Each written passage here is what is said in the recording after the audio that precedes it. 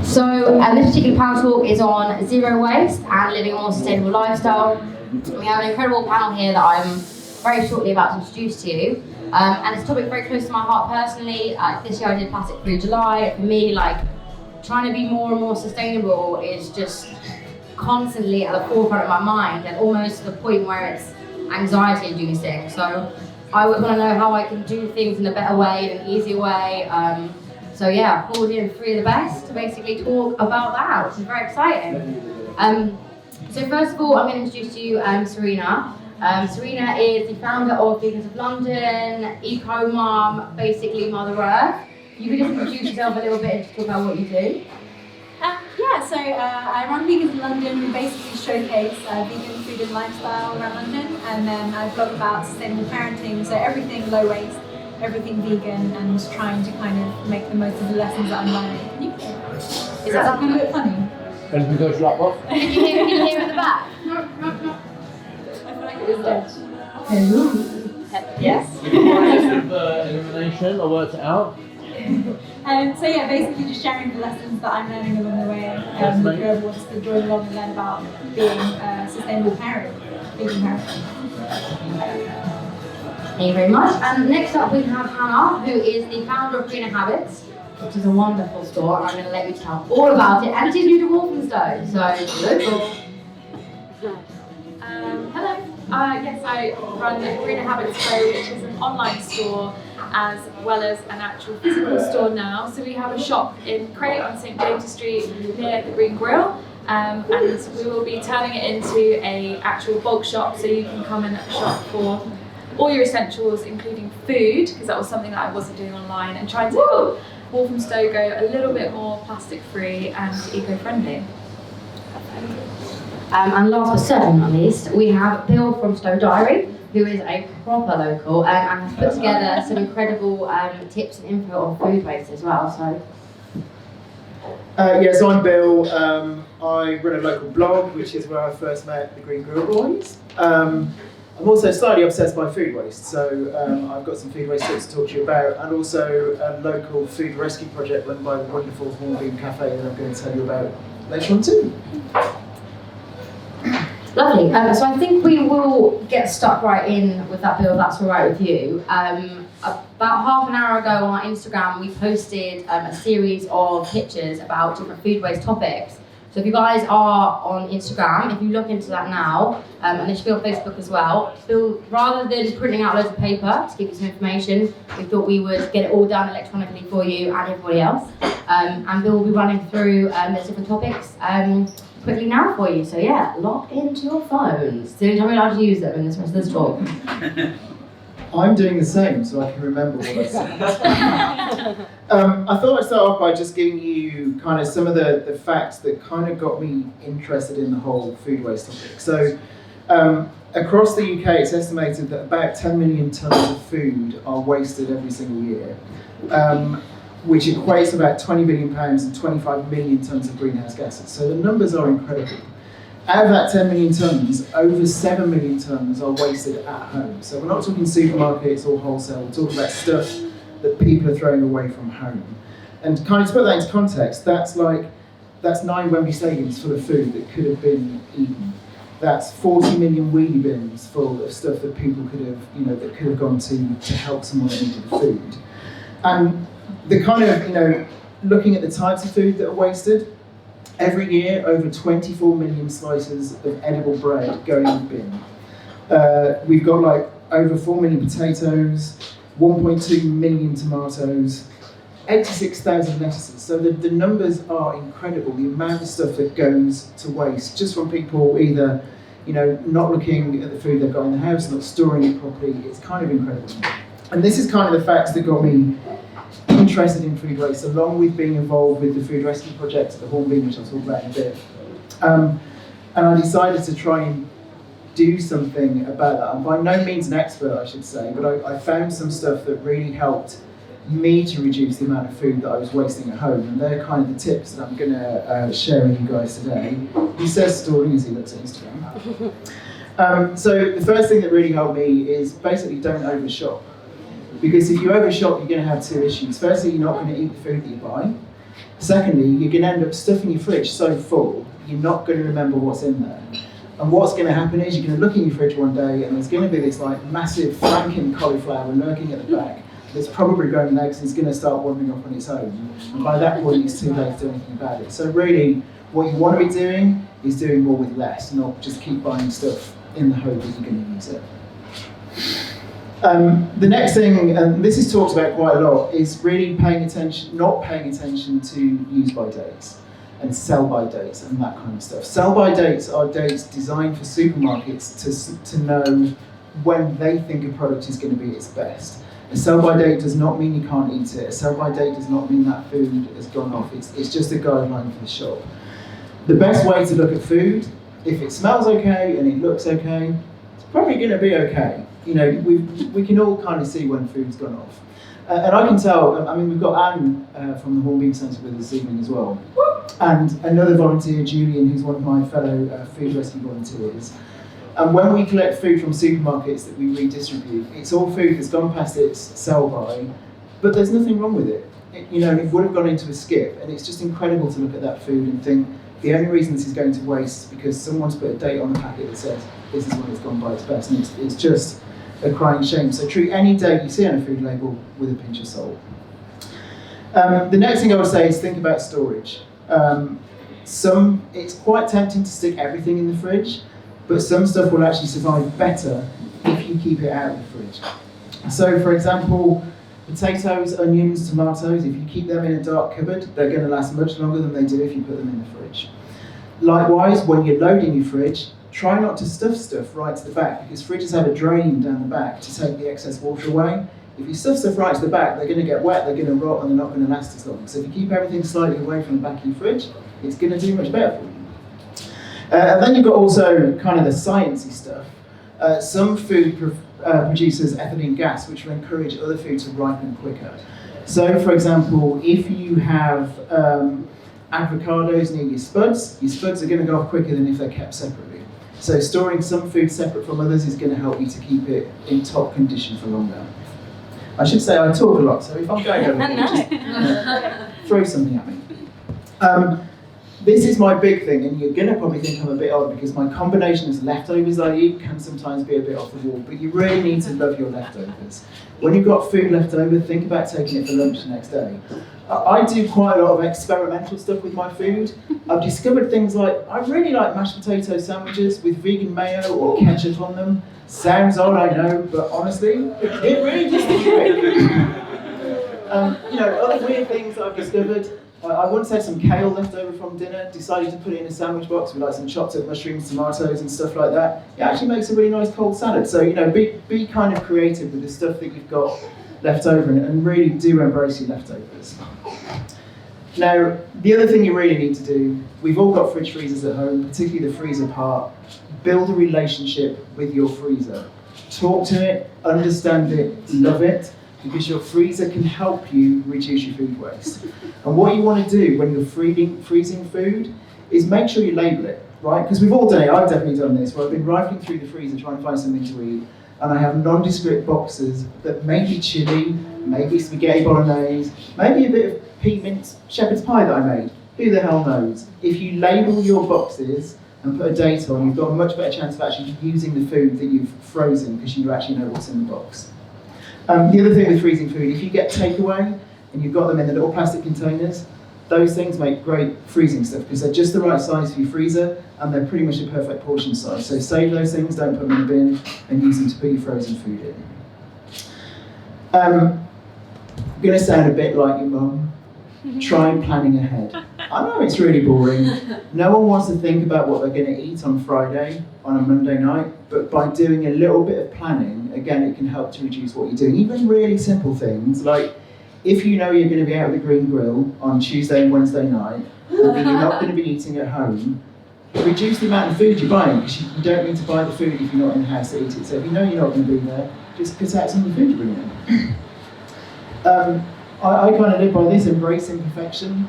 Sometimes veg will go a bit squishy, but you can still use it. If you've got tomatoes that have gone a bit wrinkly and a bit squishy, slice it up, stick them in the oven, really slow roast them. You get kind of sun-dried, not sun-dried tomatoes. You can make perfect use of them.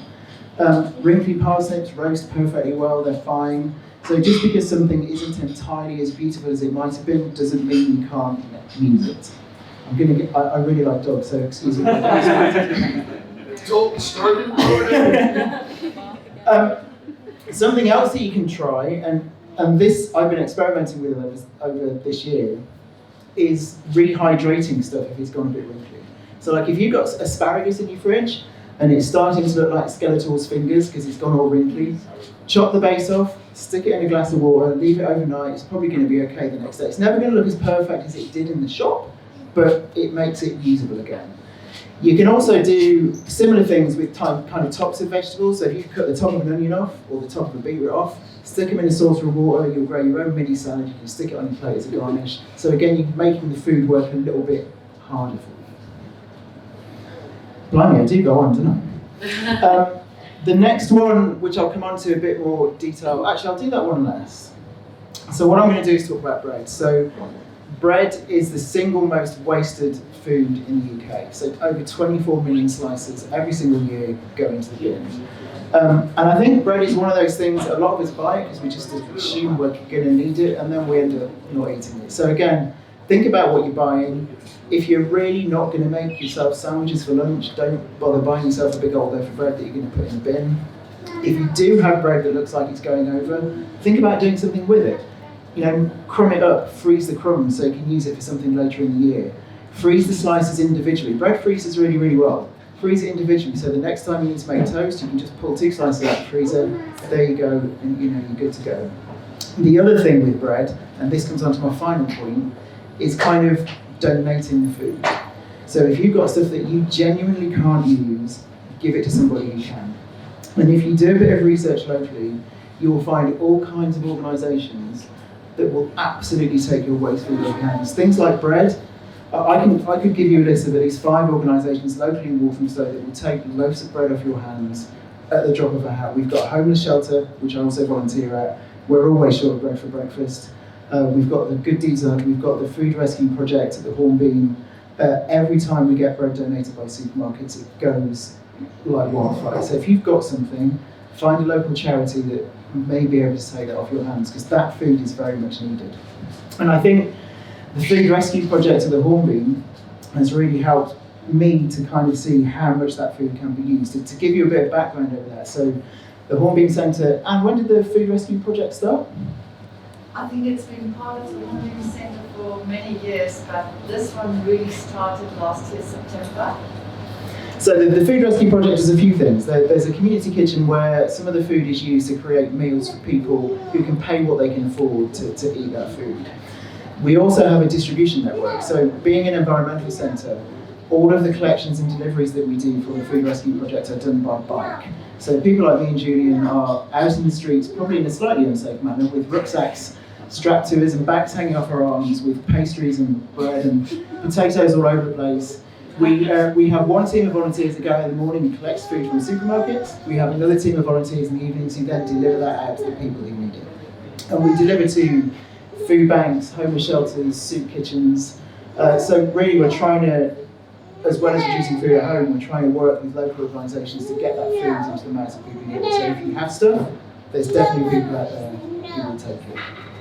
I mean, there are lots of other things you can do to reduce food waste, things like making pickles and preserving stuff.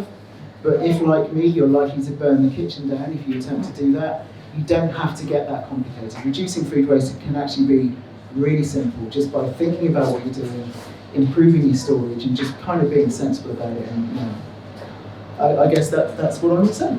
Perfect. Amazing. Thank you for that.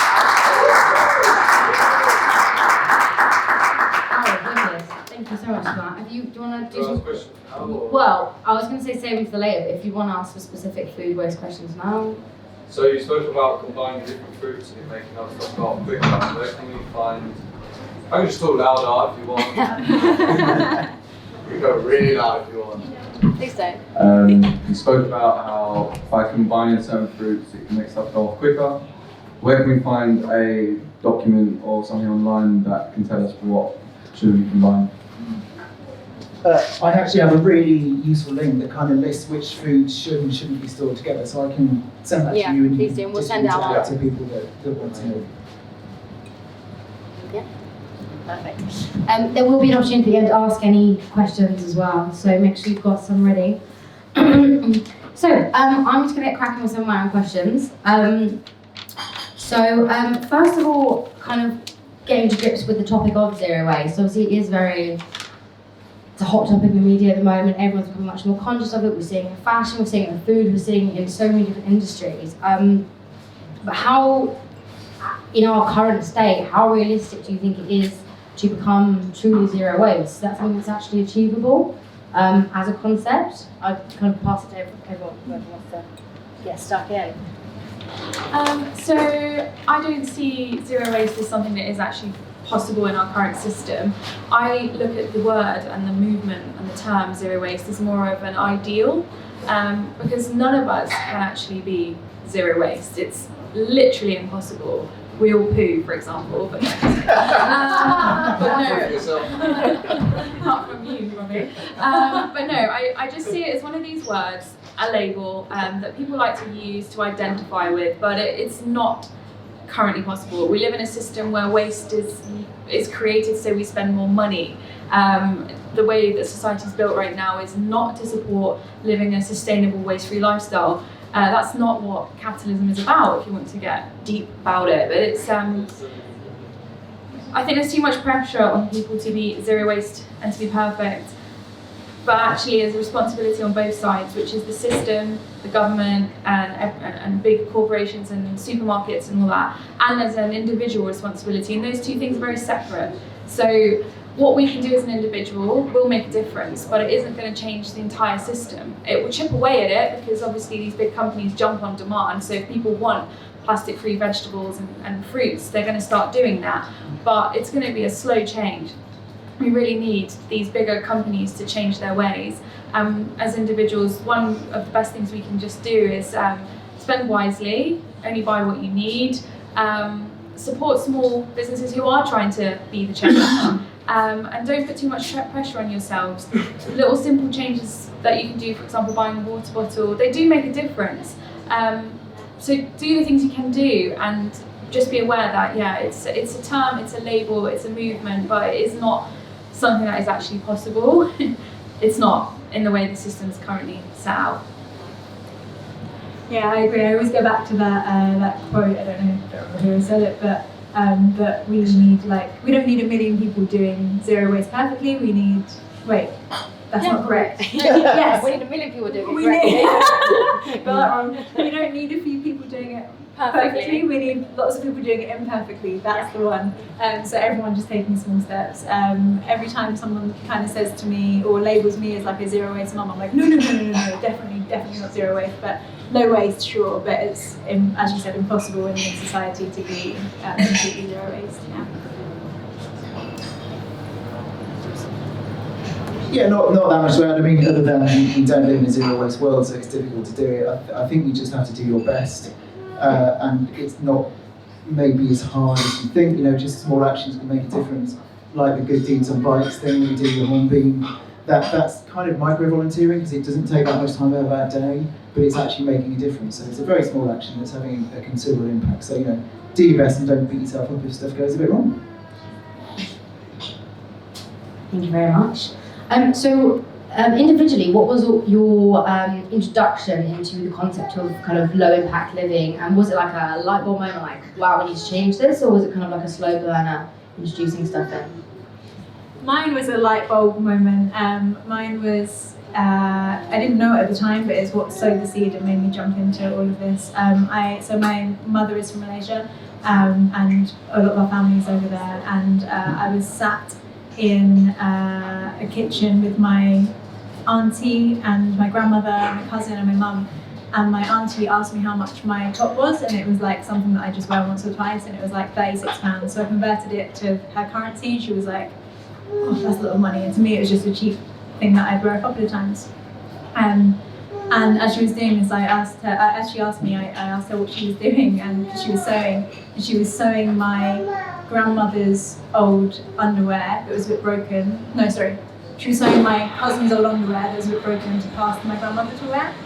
And they're not poor, like they are not poor people. They are like well off or whatever in Malaysia, in urban Malaysia, and that's what they're doing. Like they're using again and again and again. And there was me sitting wearing something that was like, I don't know, 10 times the price of what they'd wear, and just wearing it once and not caring about it. And it really hit me that I was so privileged and so wasteful, and that was it for me. I went home and I started learning about charity shops, and I think everything kind of snowballed from there.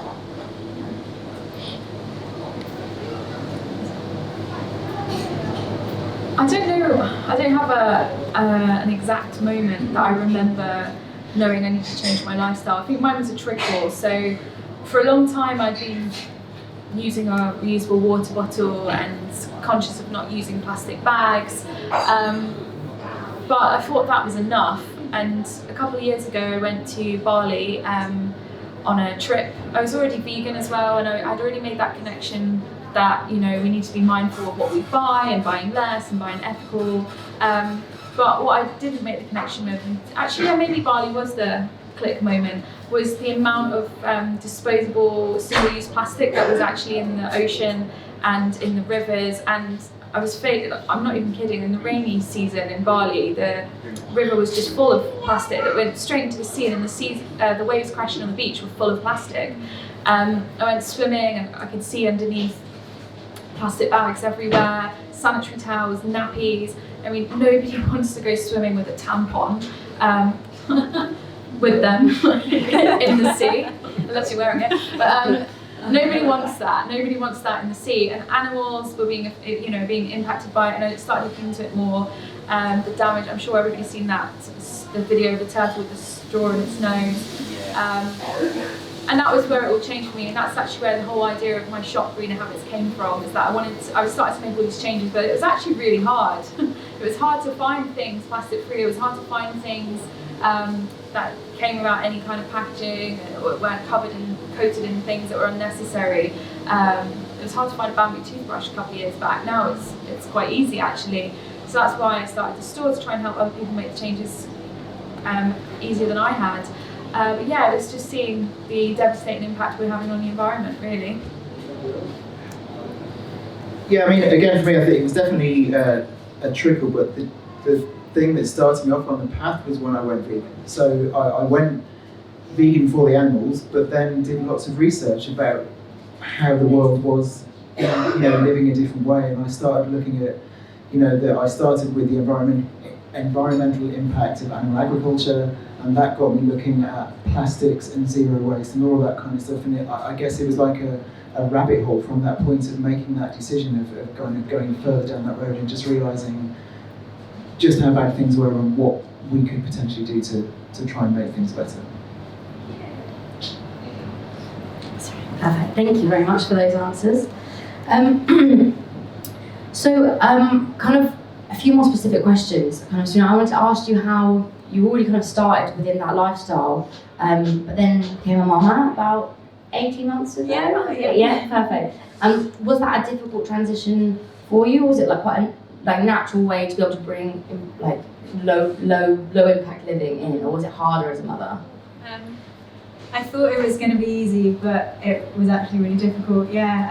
We thought we'd do cloth nappies from the start, and then she came and we hadn't bought any cloth nappies, and we were like, it's like £200 or more to start off with cloth nappies. So that went down the toilet.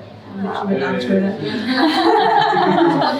toilet. We used just like a kind of biodegradable nappies at the start, but like I wanted to do it properly, and I was just so exhausted that nothing happened properly.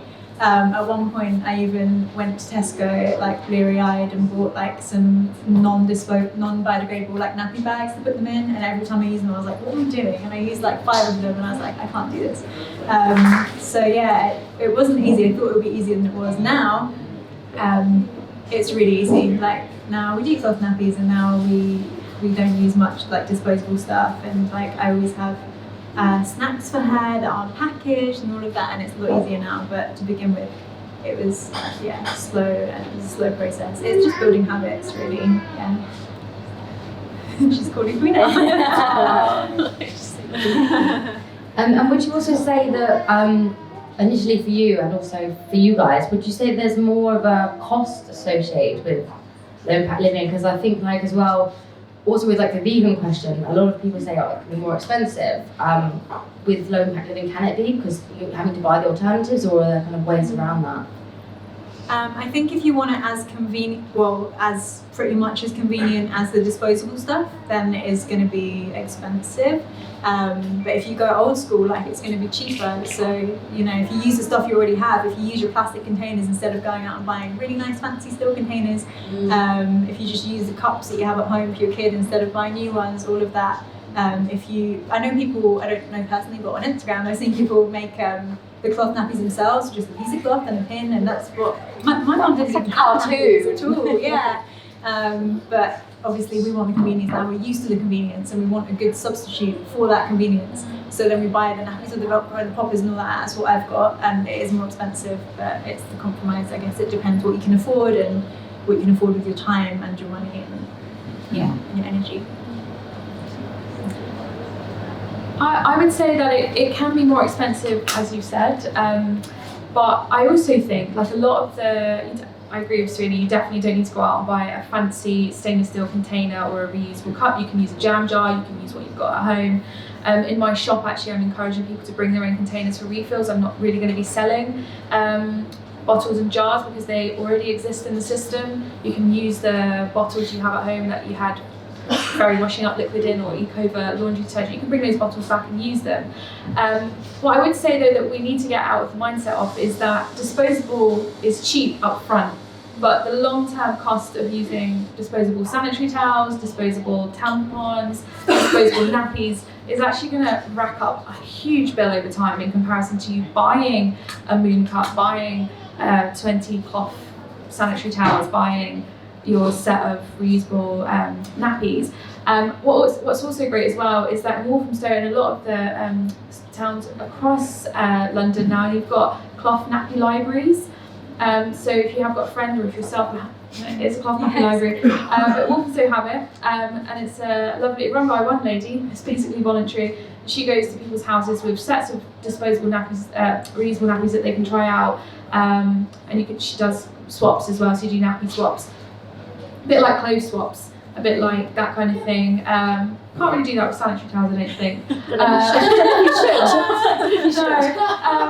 No, my dream would be though, all these period poverty campaigns would actually stop giving girls disposables and start giving them reusable, because actually in the long run that's actually empowering those women rather than making them dependable on a charity. That's a whole nother discussion for another day, but yeah, it can be more expensive, but it also can save you a lot of money in the long run, so, and a lot of waste. Can I just vouch for that, because I got a moon cup. I don't know how it came to me in the universe, but it was 2006. I was 13 years old and I saw an advert in a toilet at school saying safer, greener, cheaper, and I went home and I logged on and I ordered one, and that lasted me I think 11 years, and it was an £18 upfront cost. It's about £20 now, and it lasted for 11 years. So you would have spent, I don't know how much, but a lot of money. Yeah.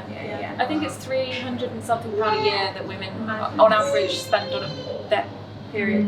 And let's not forget women who also need sanitary products, panty liners, and when they get older they're just neglected from the conversation completely. That's another area of life that we can reduce waste. That's so true. After giving birth with all postpartum bleeding, that's another thing that this is going deeper. That's a lot of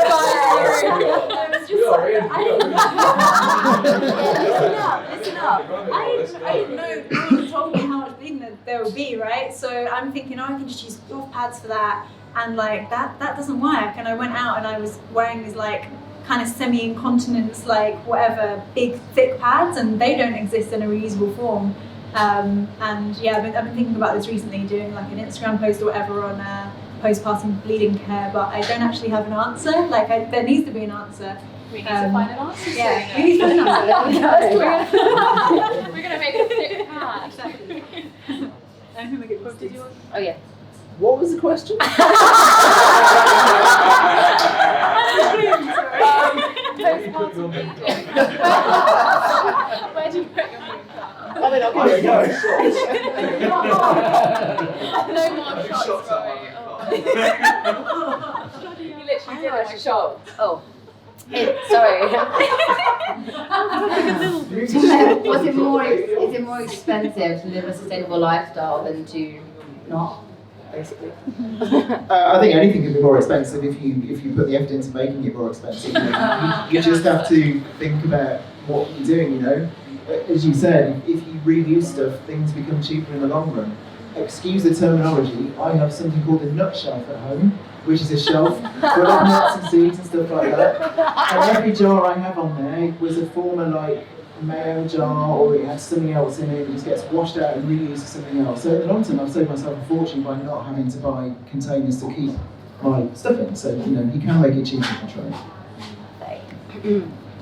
Thank you very much. So kind of another query I have is that, it's all very well kind of we're all here and talking about this as a consumer, but for me there's kind of, what about the big corporations? Who is actually should be bearing the brunt of this? And because, if one big corporation changes what they're doing, the effect it will have will be much more than us. And I think a lot of people resisting against becoming low impact living and saying, well, there's no, what about them? What impact can I have?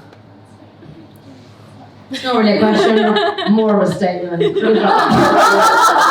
Oh dear, we're getting even deeper. Okay, fine, I'll try. I would just say what I said earlier, in that there's a responsibility on both sides. There's a responsibility on the individual and there's a responsibility on big corporations. The truth is that there's always going to be people in the world that don't really give a shit, that only care about money. One of the biggest powers we can have as the individual is our spending power. So we do have a lot more power and a lot more choice than we think we do, and what we've been led to believe that we have. There are so many individuals, myself included, who are starting small businesses where our entire focus is on sustainability, planet over profit, planet and people and animals over profit. Support those people. Support me. It's true. There is zero waste shops popping up all over London, making it almost impossible not to choose it. And yeah, there are people trying to change the world. There are change makers out there. There's Bill going around on his bicycle collecting food waste. The potential for change is huge in the individual. What's that really famous saying? Never doubt that one person can make a difference, because indeed that's all that ever has. So yeah, big corporations in my eyes don't have a future in the planet that I want to see. They're not what I want to invest my money in, my time or my energy. So yeah, there we go. Mic drop.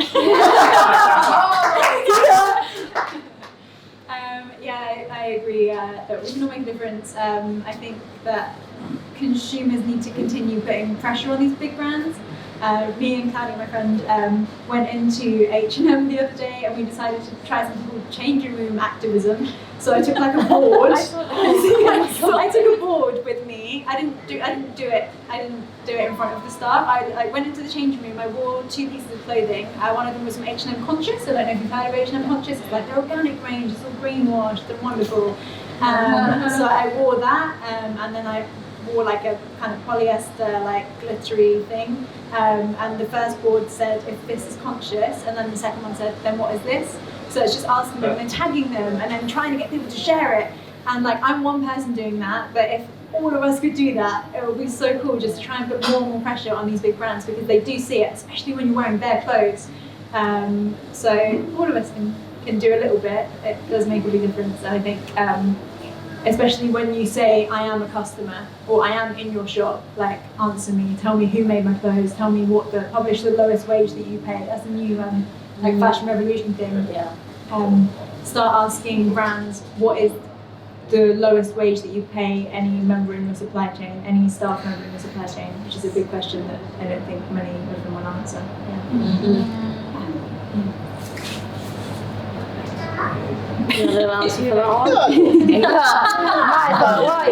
Yeah, spending power matters. Corporations will do what they need to get the money. So what we need to do is make sure they know what we want. Now, I'm the person that goes into Sainsbury's and takes stuff out of the plastic bags and gives it back to them to go and recycle it. I'm him. But I think something that's really important is the more people who are telling the corporations they need to change, the better. So that's where kind of the gentle activism comes in. When you're talking to friends, just mention where that plastic bottle they're drinking out of comes from. Talk to them about the wrapping that's around the cucumber they just bought from the supermarket. You know, help encourage people to join in and start talking to these corporations to encourage them to make a change. Because the more of us that are talking to them, the more likely are they're going to do something about what they're doing. Thank you very much. Something you said, Serena, actually leads me on to my next question, which is really very pertinent for me and kind of some of the amazing brands that I work with. And it's greenwashing. Obviously, it is such a hot topic in the media. Everyone's talking about it, and that's fantastic. But it also means that a lot of unethical brands are popping up with green arms to things, and kind of, you know, how as a consumer can you dodge that? You know, it's actually quite difficult to understand the buying space because things are marketed so well, and because they're the bigger brands, they can put them in front of you, and you go, great, I want to make a change, and unfortunately, it's the bigger brand rather than the independent that is there. So I've learned this the hard way, buying from brands that I thought were green and they were not. Like H&M Conscious, for example. I bought most of my daughter's clothes from there when she was little because it's organic and affordable. But yeah, I think conscious is difficult because you need big brands to make it affordable for people, and it's producing organic clothes in itself is not a bad thing. It's just the way that they word it. Like H&M, the thing that annoys me is not that they're producing more organic clothes, it's just that they're putting all over everyone's eyes saying that it is amazingly green. What was the question? Sorry. Greenwashing, how as a customer can you work out what the Oh, feelings yeah. are? So, sorry. Since I've got like permanent mum brain, my brain just goes. So now what I tend to do is just Google any big brand. I just Google them, and then I Google the word greenwashing, and it's and something comes up. An article will come up saying H&M Conscious, is this greenwashing? Topshop has got a new line called Topshop Considered. Just type in Topshop Considered greenwashing. Somebody's already got there first and written an article about how much they actually pay their staff, or how much clothing they're producing. And I just go by that now. It's a simple trick. I have a very simple tactic. I only buy my clothes now in charity shops or car boot sales. Other things like underwear and tights, I don't buy secondhand, but I don't buy very often.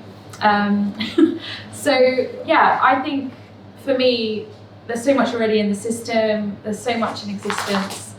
Do we need to buy more? Probably not. You can find almost everything you need at a car boot sale on a Sunday, at your local charity shops, on Depop, eBay, Gumtree. You know, my kitchen's full of reused old vintage plates, cups. Almost everything in my kitchen is secondhand, passed down by someone else. My whole entire wardrobe, bar a couple of items, a couple of pairs of shoes and a couple of jackets, are not secondhand, but everything else is.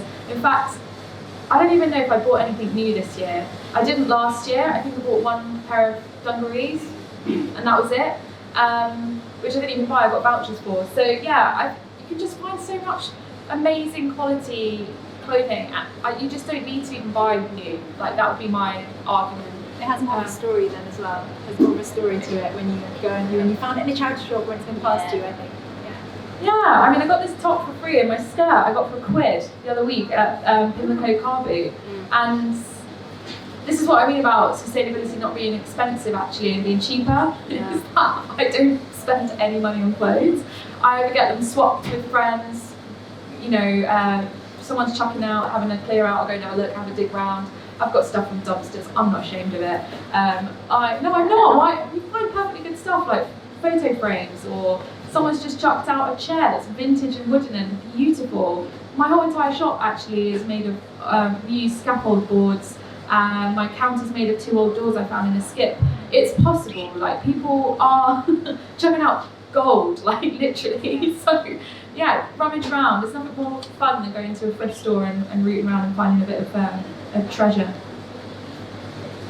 Yeah, I think really just do a bit of research. There's lots of information out there that people have already done. So just look at what other people have already found out. And the other thing that I think works particularly well, if there is a particular organisational brand that you're interested in, contact them and see what they come back with. Because quite often you can tell a lot about the brand you're dealing with by the kind of response they give you. So if they're being a bit shady, they're probably being a bit shady. Thank you very much. So another one, so I mentioned briefly earlier that I did Plastic Free July this year, and obviously found it very difficult, and there obviously were elements where I did have pieces of plastic that were kind of unavoidable at the time, and it kind of culminated in this one handful that I'd had for that whole month. I kept everything, and I was kind of happy for that, but that was really, really, really trying. And I think for me personally, one of the biggest things that gives me anxiety, is I buy my clothes at charity shops, I'm used to that, I love that, and those are really positive things. But for me, plastic, and it's become such a buzzword as well, like it genuinely does give me an anxiety, and I kind of want to know how bad is it? And is there any way out of this mess? And I'm kind of directing this at you, because I feel like you're going to know about this. Okay, so I purposely don't really call Greener Habits a plastic-free shop, because I genuinely feel like the focus on plastic is just making people ignore the rest of the problem. Yes, plastic is problematic in some situations and aspects, but there's a lot of reasons why plastic is also actually good. Think about healthcare, for one. We also seem to isolate a lot of people from the discussion and kind of ignore the fact that actually some people do need straws, for example, to drink and to hydrate themselves and to actually live. I'm a nurse, that's my other job other than Greener Habits, and post-surgical care, people with long-term illnesses, chronic illnesses, they do need plastic items. So plastic's not actually the devil. Humans are, and how we've been using it and abusing it. So we need to kind of stop demonizing plastic. We need to make friends with it, understand where we need it and where we don't. So we don't need bottled water in plastic in the UK. We've got perfectly good drinking water. If you want something fancy and you're buying Evian, you're buying the wrong thing, buy a filter. Because most plastic bottled water is literally full of junk anyway. That would be just as bad as what's in tap water, although I think tap water's fine. It's fine. I drink tap water. That's another discussion. But we've been. The problem with plastic free is that we're ignoring everything else. That's what I want to say, and actually stop feeling so anxious about buying things in plastic. It's almost impossible to go to a supermarket and not be encountered. Like this Tesco around the corner from here has no loose fruit and veg. None. So if you're stuck and you want an apple, you're gonna have to buy 6 in a plastic bag. It's terrible. Not even carrot. It's really terrible. Is that my fault if I'm hungry and that's the only supermarket near me and I want to buy food? No, it's not my fault. So sometimes I do buy my food in plastic if I've not been well prepared and perfect. None of us are always going to be well prepared and perfect. So don't beat yourselves up about it. Obviously, ideally we would buy fruit and veg plastic free all the time, but the system's not built like that yet. But yeah, I don't think plastic's as evil as everyone's saying. It's just how we use it. That was a wonderful answer, thank you very much. So I'm going to ask one more question, and I'm going to put it out to you guys, so make sure you've got yours ready. So just kind of to summarise the really interesting points you've all had, can I have 3 top low-impact hacks? Ready? Off the bat! One hack that I shamefully only came up with a year ago, and you'll be like, that's so obvious, is instead of buying frozen vegetables, buy it fresh, chop it up and freeze it. It makes so much more sense. I bought frozen vegetables for so long, and the bags, it was only when I looked at the bag and realised it wasn't recyclable when I'd been putting it in the recycling bin for 3 years, I thought, oh crap, and I started buying it fresh and chopping it up and freezing it. It's a nice little ritual on a Sunday night. Go to the market, chop it up, freeze it, lasts for ages, it tastes better. If you buy organic as well, it tastes even better. That's my hack. Is it 3 each? Well, you've got another 2 up your sleeve. Why don't we take in turns? I was hoping you could do another 2 so I could think. I'm trying to think. Or you can do one if you want. One. I'll do one, we'll pass it around and see if something else comes up. Zero waste hack. I mean, I've already talked a lot about it, buying second hand. I don't think there's much more you can do in the world to be more zero waste than that, because so much already exists. So yeah, if you need something, ask. Well, the one thing I do before I buy anything is ask myself if I need it, whether it's secondhand or not. So I just pause, I say, do I need this? And usually the answer is actually no. No, you don't need that Disney colouring book. No, usually it is a no. I already have 4. So, but no, I just pause, I ask myself, do I need this? And then I say, can I find this secondhand? Realistically, will this be something that already exists? And do I have time to wait? Because I know sometimes it can take time when you're on apps or going to car boot sales to find that chair you want or that photo frame or whatever it is you're looking for. And usually you can wait. So yeah, that's my top zero waste hack. If it comes down to food waste, the semi-life-changing thing for me would be don't overstuff your fridge. Because you overstuff your fridge, you lose so much food. If you just keep your fridge a little bit more empty, you'll see a considerable reduction in the amount of food you're throwing away every week.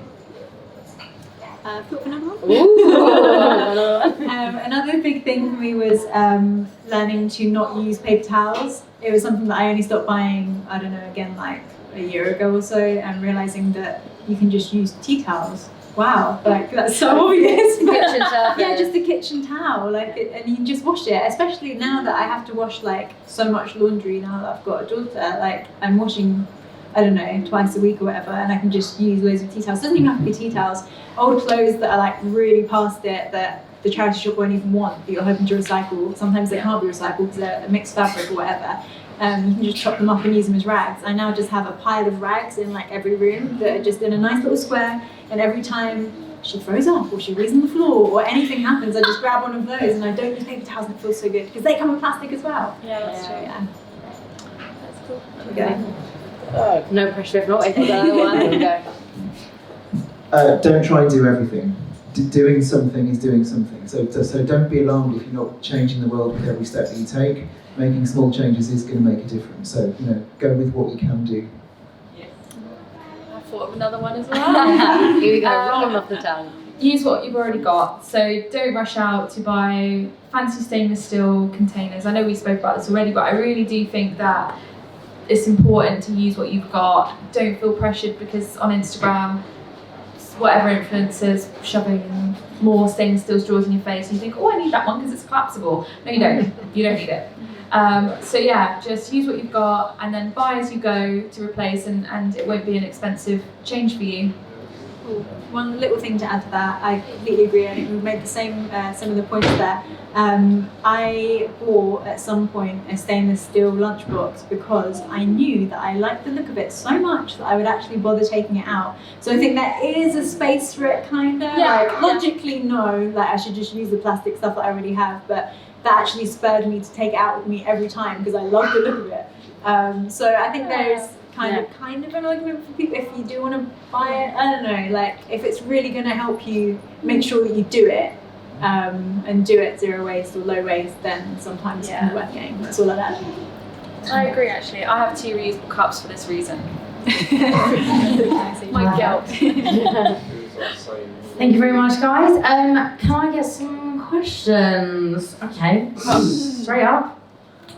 Oh, You've already had one, this is your last one.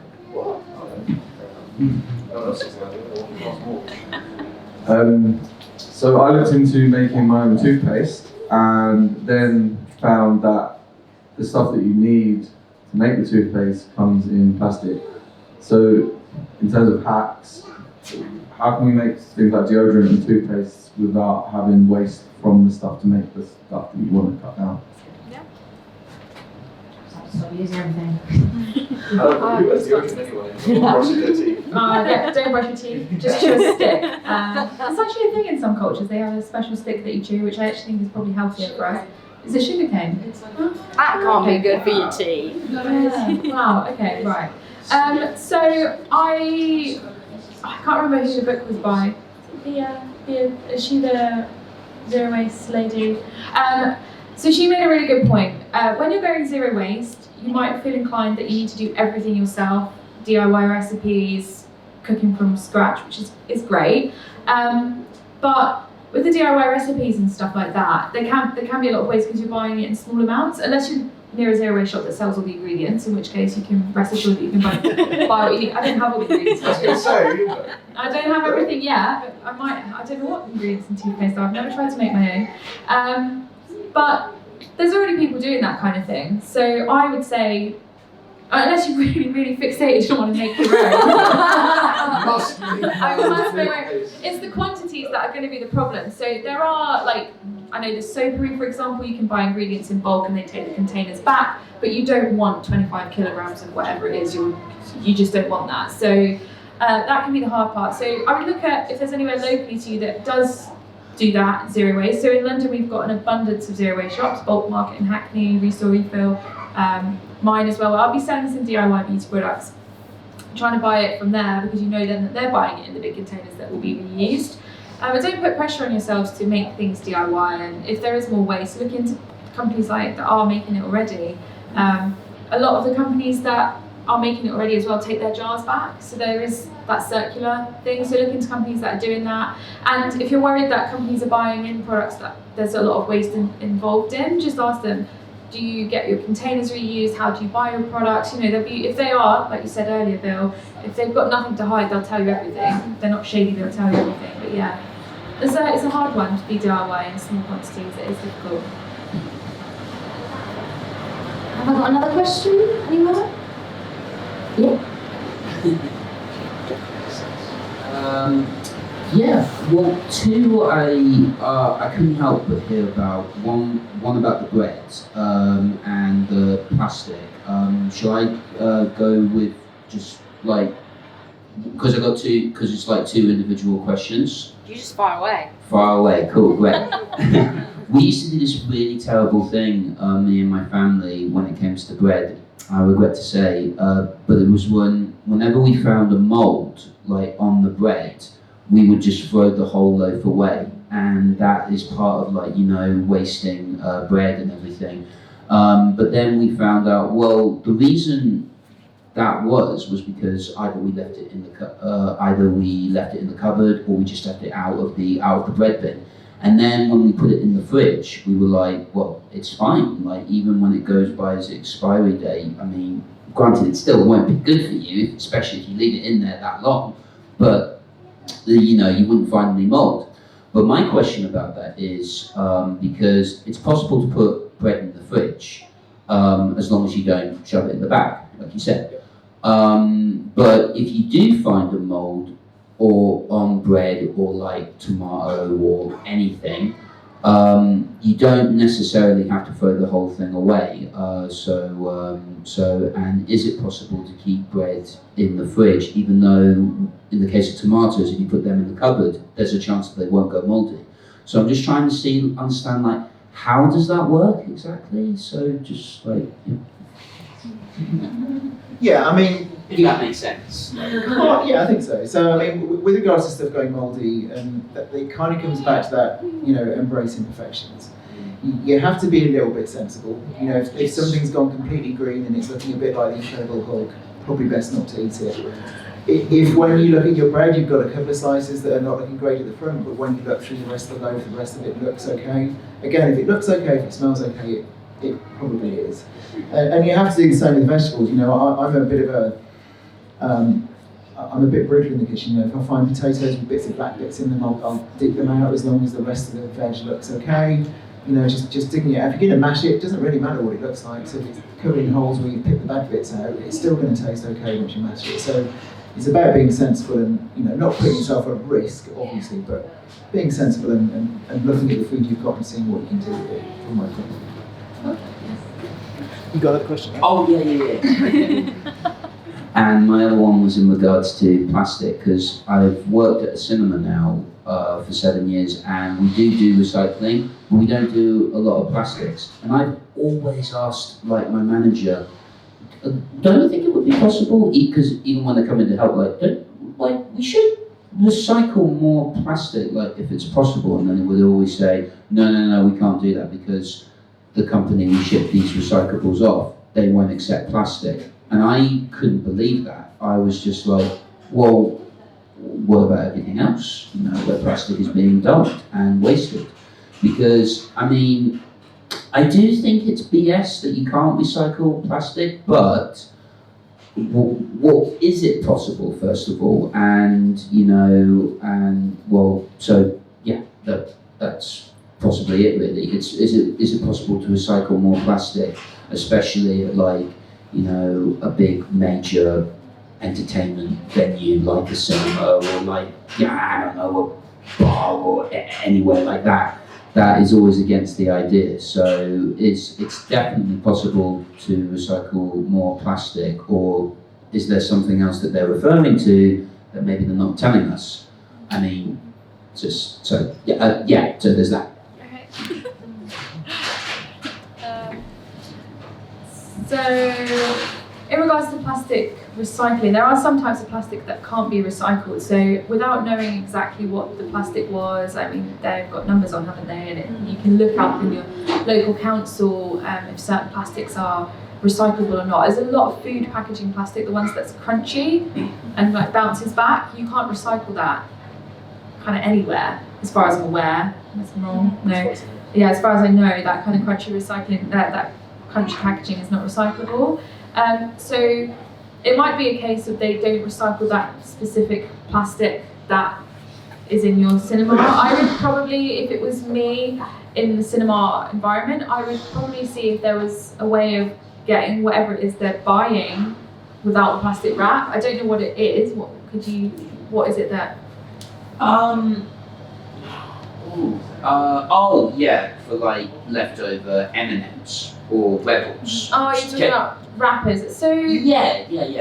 But as far as I'm aware, TerraCycle, they actually do take things like that. So they're like a zero to landfill company. So it might be worthwhile talking to them about like looking up what we can even try and look up for you, like TerraCycle. I know that they might be working with Crate, for example, to try and make sure that all the recycling stuff is separated and goes to the right places.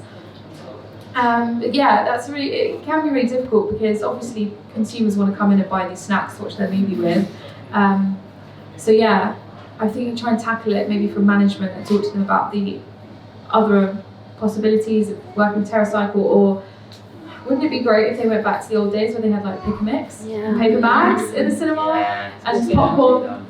Well, who knows, maybe you will a day, like shops are going back to the old school dispensables, maybe cinemas can do the same, but you could be the change, you could pitch that to them and say, why don't we get rid of this, why don't we do plastic-free sweets? So it's definitely possible. There are always ways around it, it's a matter of getting people on board with the idea and presenting it to them, and I think most companies are willing to change if it's, one, if someone else is going to do it for them, two, if it's not going to cost them any money, or a lot of money. So yeah, there are ways around it for sure. But yeah, I want pick and mix back in cinemas. Oh, yeah. They're really the best. So good. Petition, let's do it. Vegan pick and mix. Yeah. I think those are great questions. Can I get another one? I'm going to give someone else. Lovely. Let me just come round. Oh yeah. Can we get your thoughts on the trend of bioplastics and compostability versus the amount of energy that it takes to make those products? Are you talking about like compostables? Like drink cups or That are labelled compostable and or biodegradable? even like the M&M pack example. Like I just got some Nourished, the 3D printed vitamins that come in the little packets. But supposedly you can put the wrapper in your home compost. It looks just like a regular plastic wrapper. But yeah, just thoughts on that trend and whether or not we see more of that. I'm not very knowledgeable on this, but I know that a lot of companies are a lot of independent companies especially are saying this is compostable when it is only commercially compostable. So you just need to check if it's home compostable or commercially compostable. Is a big difference. What's the difference? So if you can put it in your home compost bin, or if it will only compost under certain environments, like a really high temperature or a certain amount of, I don't know, humidity or whatever. Is that where you can tell on the item or not? No, it just normally just says compostable. If it is home compostable, it probably says, like you were saying about being shady, if it is home compostable, it probably says home compostable. If it is just wanting to say, we're trying our best, then it probably just says compostable.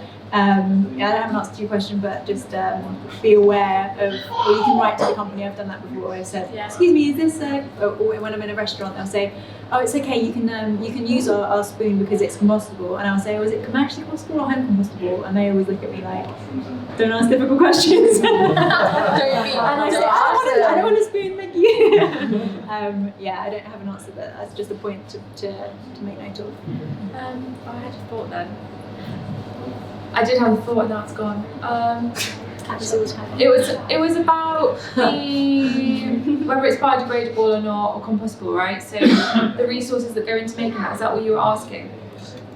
We always have to be mindful because, of course, everything that's made has resources used behind it. We can't escape it. So even if it's a wooden biodegradable compostable spoon, you're still using it once and throwing it in the bin. The other problem is that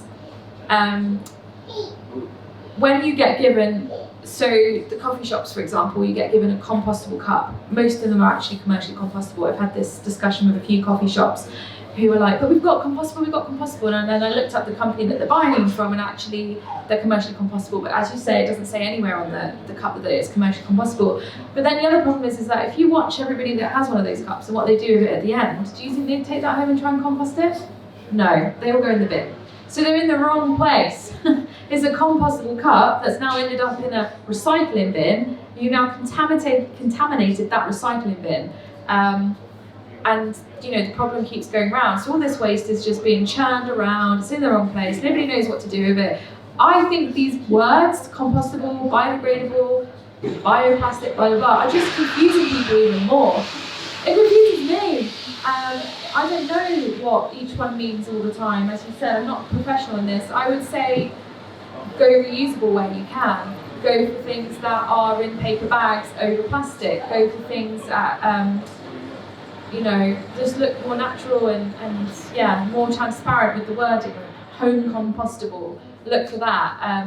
It's difficult though because I know people want to buy things on the go and you like this particular snack and you've got it. So don't sweat it, but try and do your research to see where it goes and what it is. And I think sometimes actually, if I'm honest, buying plastic's easier, like the recyclable plastic. So a tub of hummus, for example, which is widely recyclable, is so much better than buying these fancy compostable, biodegradable things that people are talking about because they don't go in the right place. Whereas that plastic container can go in that recycling bin and it will hopefully be recycled, probably not, but hopefully it might be shipped off to Indonesia, but anyway, whole other story. The rim of the hummus is not always compostable.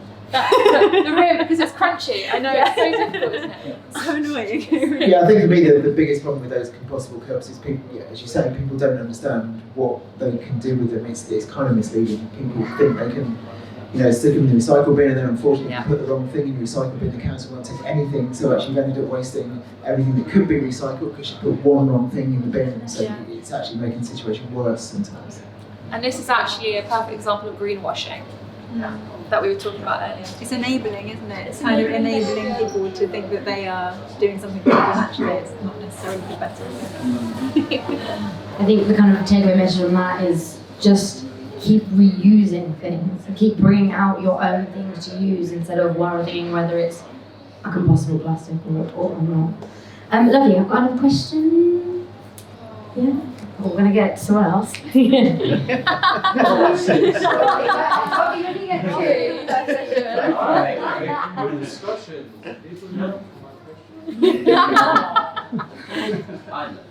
Hi. So a lot of people know the mantra, reduce, reuse, recycle. Is that right? Yeah. And that often, people can understand that when it comes to things like, water bottles, lunchboxes, straws. But what about when it comes to other consumables? The cars that we drive, the planes that we take, especially as you were talking about earlier, when it comes to the fancy water bottles and the fancy lunchboxes or whatever. A lot of people, especially through Instagram nowadays, a lot of the kind of air quotes influencers, they really perpetuate the need for that, the travel, the wanderlust, and getting planes and carbon. where does that factor into the zero waste conversation?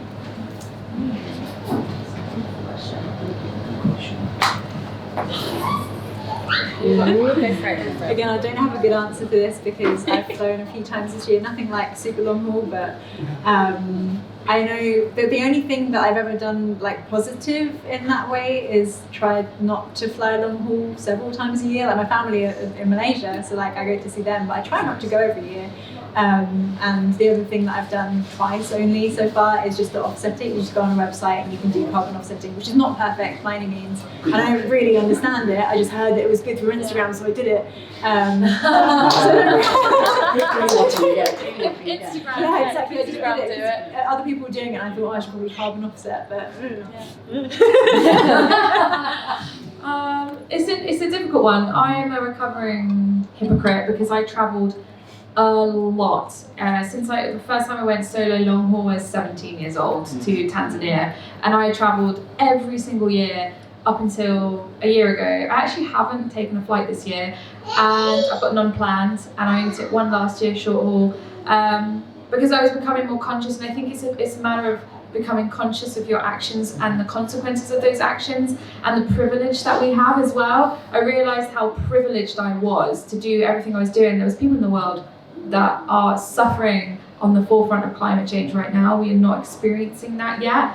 And there's also this kind of, it really makes me sad as well that I can go and hop into all these countries and have a passport that allows me to do whatever I want, whenever I want, when there's people that have never even left their own hometown because they could never possibly fathom doing that. They don't even own a passport, they have no money to do that.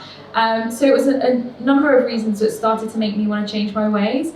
Also, even since when I did like a year in South America, when I did that, I actually much prefer to go by road and bus and things like that because I saw much more of the country. So from that side of things, I've decided to try and travel only by bus, by train, things like that. And I actually think it makes the journey so much more enjoyable. And I know that people are going to say, but I don't have a lot of time for my holidays. I only get 2 weeks, 3 weeks off a year. Go closer to home. Hire a camper van and travel around the UK or go over to Northern Ireland or go over to mainland Europe. We're so lucky that we can hop over to Paris, like literally on a train in 2 hours if you're in another country. Like we have an amazing travel system outside of planes. The only thing that is really, really a problem is the fact that these things can often cost a lot more money. So we need to push and push and push that rail travel is made cheaper and comparable at least to flights, because it is cheaper right now to fly to Brussels on a plane than it is to take a train. These are the issues that we need to fight against.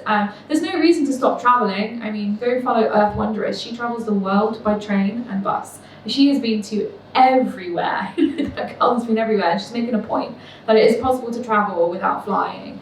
And it can actually be a lot more fun and a lot more enjoyable and a lot more of an adventure as well. So there's no reason to stop traveling. And in fact, if it's family, I think that's an excusable reason to take a flight. If you're going to see family, I think that that's okay. Don't feel guilty about that. But if you're selling this lifestyle which is only available to a very small amount of people and it's causing a huge amount of damage to the world, they need to be accountable for that. Influencers need to be accountable for that. And we need to start questioning their lifestyle. People who are hooked on fast fashion need to start questioning their lifestyle and pushing to say, do you know what you're doing is actually really harmful? And I see people who are influencers as people who are on a platform. You can use that as good or you can use that as bad. You have a lot of power in your hands. People follow you, people trust you. What do you want to do with that power? Do you want to make a difference, or do you want to just be someone that's branding this lifestyle that's inaccessible, that's damaging, all because you look good in that photo in your bikini on a beach in Jamaica? You know, like, it's true. This is what it comes down to. How many likes can I get from this photo? We live in that kind of society now, but, you know, anyway, I'll get off my soapbox now. I really like your question, actually, because this is something that I've been thinking about a lot recently. It was a few months ago, I started chatting with someone at a vegan market. I think it was in Hackney. I was inhaling a deep fried pizza at the time. And we both had bikes and we started talking about bikes, and he said to me, we got onto this subject, and he was like, look, what you really need to do is think, do you really need it? From a travel point of view, do you really need to go? And if you do, can you combine it with something else? So the idea is like, if you need to go somewhere, for example, with work, could you use that trip to go with work and then combine it into a holiday at the same time? So you're only using one flight to get to a destination, but you're doing it for two, using it for two different reasons. And I think that's a really interesting idea. It definitely worked for me this year when I had to go to the US with work, so I dropped on a holiday at the same time. So yeah, I think I think it's a really interesting question. It's challenging for sure, but I think the whole "do you really need it" thing is big for me, because I get influenced all the time. Like literally something new comes out, I'm like, ooh, shiny.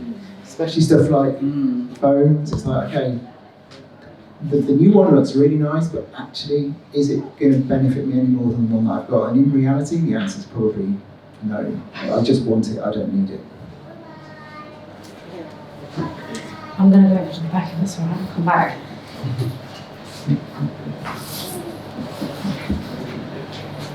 I just want to get your opinion. Like, everybody's getting more into recycling, what we need to do to live a zero waste lifestyle and all that kind of stuff. But do you think people really understand the impact on deforestation with like palm oil, and also now the growing need that people are like, we must go vegan, we need to eat more tofu, like that's also having an impact? That is a brilliant question. I mean, tofu is an interesting one because I think an insane percentage of soy is fed to livestock. 80% of soy is fed to livestock. So, sure, exactly. So if we can switch from eating meat twice a day to eating, even if it was to straight up eating tofu twice a day, that would still make a big difference. I didn't have anything else to say, I just wanted to answer that little bit. Palm oil. It's not I'm thinking about my response. So I agree with Serena about the soya and the tofu. I looked into this as well because obviously this is one of the things that people who eat meat like to throw at vegans straight away. Most of the soya is fed to cattle, and with palm oil, there is apparently sustainable palm oil. There is. I still try to avoid palm oil anyway. The sad thing is that we seem to focus on like a couple of things like palm oil and soy, but the truth is that the main reason that Amazon forest or whatever forest it is that's being burnt down is for cattle ranch and for animal grazing. So although it's important for us to tackle all of them, I mean it's devastating what's happened in Indonesia with the orangutans, for example, and they're losing their habitat. Palm oil is used in so much food. Gosh, if you read any label in Tesco, you're going to end up walking out and not buying anything. From peanut butter to cereal, it's weird what it's in. But there are people who are, like Iceland, for example, they've gone palm oil free. So I think The whole country? no.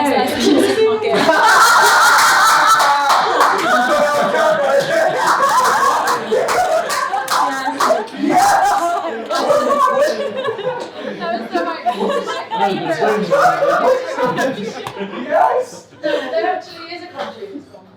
I would have thought, I was like, Iceland, that's very forward thinking. Iceland are very forward thinking though. They are way ahead. Sweden. They are forward. Sweden and Iceland, they're great. Yeah, they're very ahead of us all.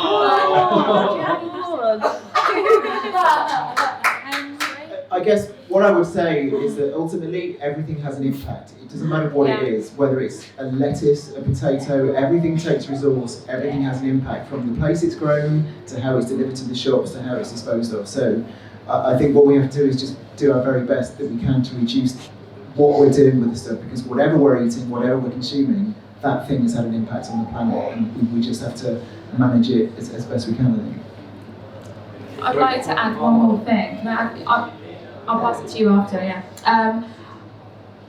Because it follows on, you just made me think about this, Bill. It's something that's come much more into my mind the past year, is that, you're laughing, what am I going to say? Is that we should actually be trying to shop more locally. So we import a lot from abroad, and this is anything from quinoa to cashew nuts to pine nuts I learned recently, to palm oil, is destroying the place they're coming from, including avocados and stuff like that as well, actually.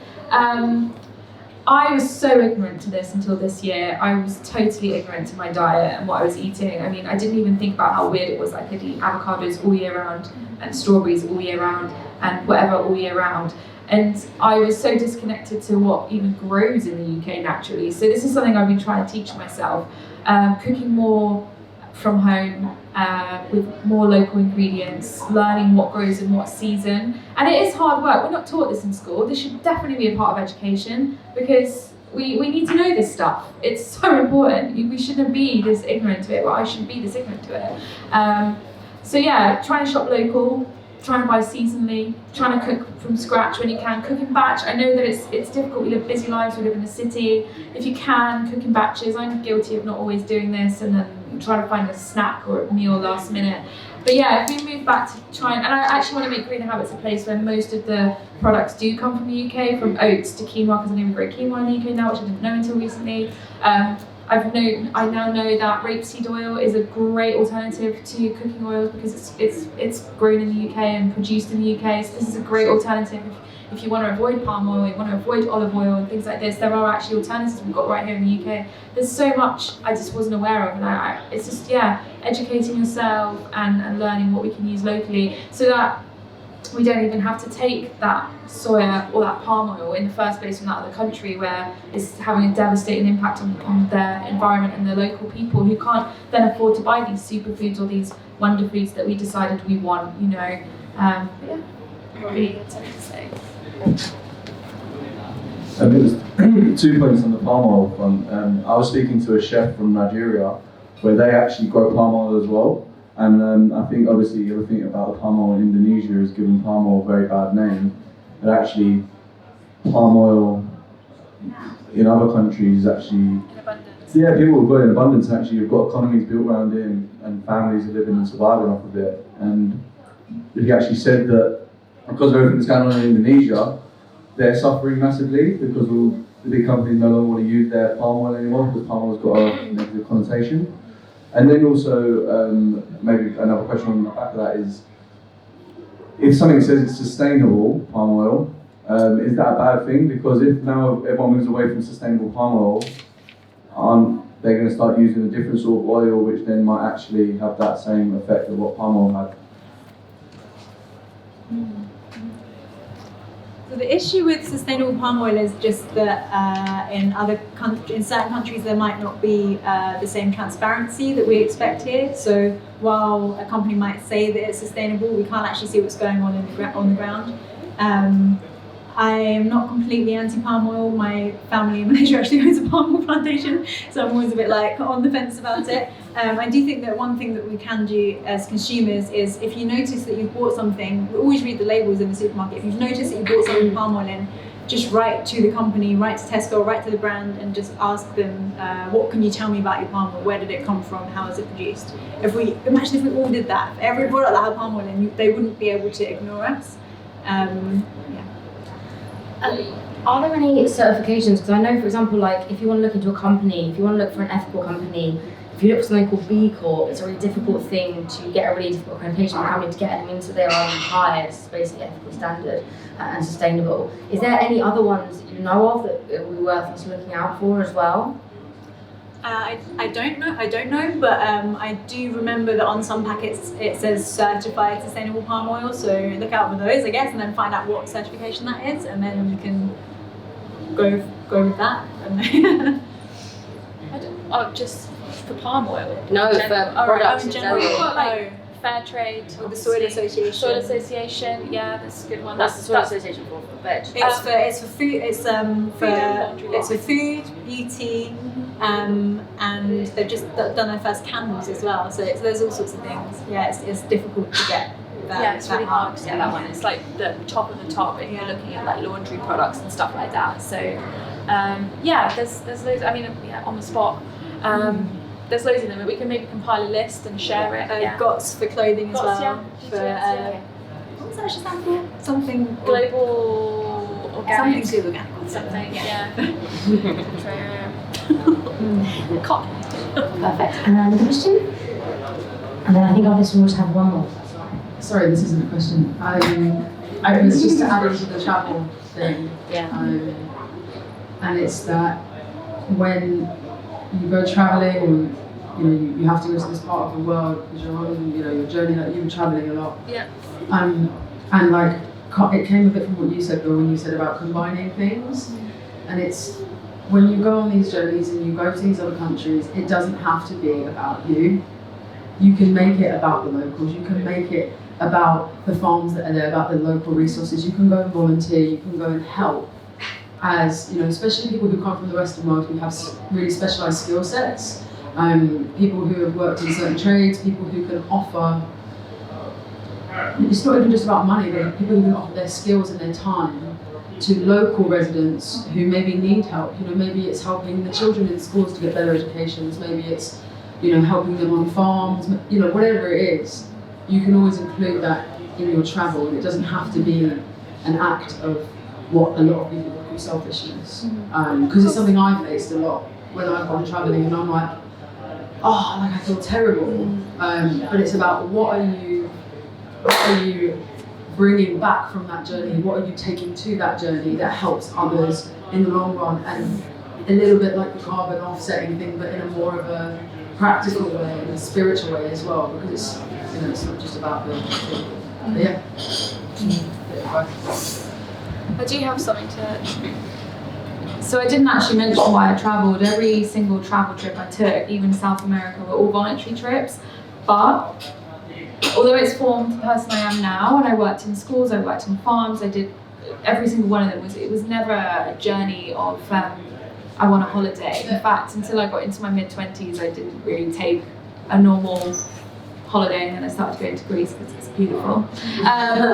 But I've also learned since then as well that we can use other countries as our own playground, and even when we go to help, we need to be careful what we think we're actually taking there, and if these people actually want it and need it. We need to be very careful that we are actually going there with skills, that we aren't just going there because I want a gap year. We need to be careful. We need to be aware that not everybody wants our help actually, and we don't need to go over the hero complex and think that we're going to change the world. Actually, sometimes our actions can be more damaging than good, because you go there, the children bond with you, and then you go. We can go really deep into that. But yeah, just be careful of the purpose of your travel, why you're doing it, understand why you're doing it. If you go, I'm never going to tell anyone not to travel, because I'd be a massive hypocrite to do that, because I've done a lot of travelling. And it has actually led me to make good habits. The Bali trip set off me wanting to do what I'm doing now.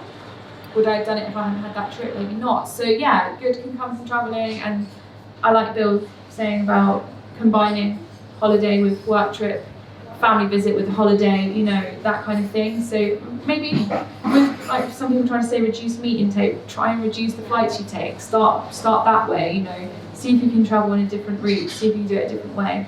But yeah, I do like the combining idea. And we've got time for one more question. I've got a juicy one right over there.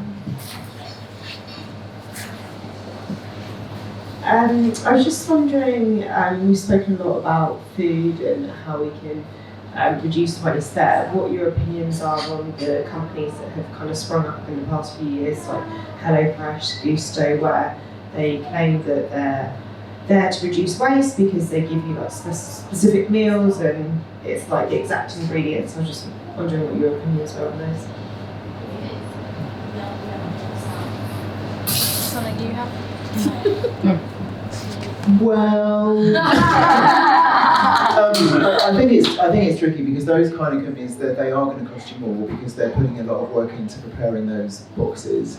I think there's a cheaper way of achieving less food waste than going to some of those ready-made companies. In my own opinion, I've tried contacting some of those companies before in the past to find out how accurate their figures are, and their responses haven't always been that helpful, which just always makes me a little bit suspicious. So yeah, I'd say if you're going to do something like that, if you want to, something like a veg box scheme is probably a better way to go, because then you're getting stuff that's probably grown relatively locally, and it's going to it's going to local producers. It's not pre-packaged, all that kind of stuff. So you're reducing packaging, you're getting stuff that's seasonal, And if you store it well and all that kind of stuff, you're not going to waste it. So that's the route I would go down there. Oddbox is really good for that. So there's a thing called Oddbox, and they basically send you all the veg that gets rejected, or if they have like a surplus, and they collect from like local farms and they get shipped out to you in a cardboard box. And they're wicked. I used to get them for a while, but then the foxes started getting them because we're really high up. But sorry. But like the quality of the veg was great. Yeah, exactly. And it was like really exciting as well to get a big box of veg. So yeah, things like that. There are like good versions of them. But also HelloFresh as well and stuff like that. It's all plastic. And they're all like, it's all like little tiny measurements of like whatever in like little tiny plastic things. So for me, it's creating rather than saving. And I think the other danger with those kind of pre-planned meals is you're almost being told what you're going to eat, and whilst planning is really good, sometimes you don't necessarily want to eat what they told you, whereas if you shop smarter and buy stuff that you can make into lots of different things, if you don't particularly fancy the meal you thought you were going to make on Wednesday, you'll have the right stuffing to make something different, whereas if you're going through these pre-planned meals, you might end up wasting them because you actually just don't want to, you don't fancy eating them. I agree with everything that you guys have said. I do think that there is space for them though, in the sense that if you are, you've just watched a documentary and you're like, oh crap, I need to go vegan now, and you don't know how to cook, for example. I think they're a really good transition. Like it's a vehicle into being able to cook your own food. You might cook tempeh for the first time with this recipe in this plasticky pre-packaged thing, and then think, oh, actually, I might try and make my own. Or they're a good vehicle into it, but I don't think that they should be something that people are using regularly at all. Shopping smarter, like you said, Lovely. Well, that concludes this evening. Thank you everybody for coming and for your questions. I will get some information sent out about all of the kind of projects and stuff that we've been talking about, so you've got that as well. So the next one we'll be doing will be a CBD panel discussion, which is very exciting. So we're going to be doing that in a month's time. So make sure you grab tickets for that. Thank you to our amazing panelists.